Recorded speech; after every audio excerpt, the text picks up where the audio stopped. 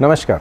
जीवन संदेश यातला अतिशय महत्त्वाचा आणि जीवनोपयोगी असा संदेश आहे तो म्हणजे स्वधर्माचा विचार. स्वधर्म म्हणजे कोणता?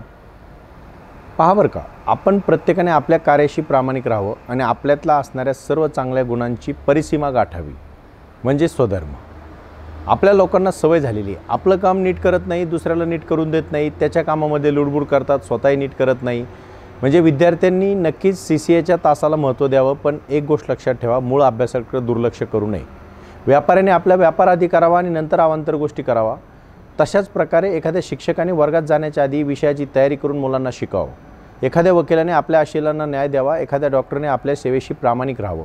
म्हणजे आपण आपल्या क्षेत्रामध्ये जे मुख्य आपलं काम आहे ते आधी करावं, त्या कामाच्या बाबतीत खबरदार राहावं आणि त्यानंतर आपलं बाकीचं इतर कार्य करावं.